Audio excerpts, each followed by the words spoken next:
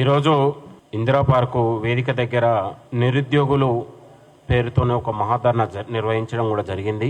కాంగ్రెస్ ప్రభుత్వం వచ్చిన 18 నెలల్లోనే ఉద్యోగాల భర్తీకి పెద్దపీట వేసి ఏడాది 12 నెలల్లోనే 60,000 ఉద్యోగాల భర్తీకి ఈ ప్రభుత్వం శ్రీకారం చుట్టింది, భర్తీ చేసింది. కొందరు బీఆర్ఎస్ పార్టీ కేటీఆర్ దగ్గరనో బీఆర్ఎస్ పార్టీ దగ్గరనో ములాఖత్ అయినటువంటి ఒక 4-5 కొందరు ఏజెంట్లు చేరి ఇవాళ నిరుద్యోగ యువతను రెచ్చగొట్టేటట్లాగా వాళ్ళని రాజకీయంగా వాడుకునే ప్రయత్నం జరుగుతూ ఉందని కూడా ఈ సందర్భంగా నేను కోరుతా ఉన్నాను. బీఆర్ఎస్ హయాంలో కనీస ఉద్యోగాలు కూడా కల్పించకుండా 25-35 ఏళ్ళు ఉన్నటువంటి యువత దాదాపు 10 ఏళ్ళు వచ్చేవరకే 40 ఏళ్ళు అయితే వాళ్ళ కనీసం ఉద్యోగ అవకాశాలు రాకుండా పోయినటువంటి పరిస్థితి గతంలో ఉండే.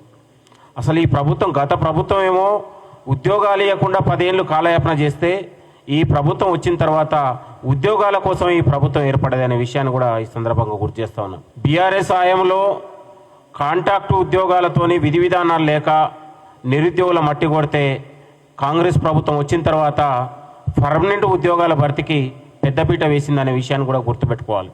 గత ప్రభుత్వంలో కాంట్రాక్టు ఉద్యోగాలతోని రిటైర్డ్ ఉద్యోగులతోని 10 ఏళ్ల పాటు కాలయాపన చేశారు. ఈ ప్రభుత్వం వచ్చిన తర్వాత రిటైర్డ్ ఉద్యోగుల్ని తొలగించి నిరుద్యోగ ఉద్యోగులకు పర్మనెంట్ ఉద్యోగాల భర్తీ ప్రక్రియ జరిగింది. ఈ ప్రభుత్వం వచ్చిన తర్వాత దాదాపు 2011లో గ్రూప్ 1 పరీక్ష జరిగితే ఆనాడు ఉమ్మడి ఆంధ్రప్రదేశ్లో దాదాపు 14 ఏళ్ల తర్వాత 10 ఏళ్ళ పాటు పాలించి బీఆర్ఎస్ ప్రభుత్వం కనీసం గ్రూప్స్ పరీక్ష కూడా నిర్వహించలేకపోయింది. అది గ్రూప్ 1 అయినా గ్రూప్ 2 అయినా.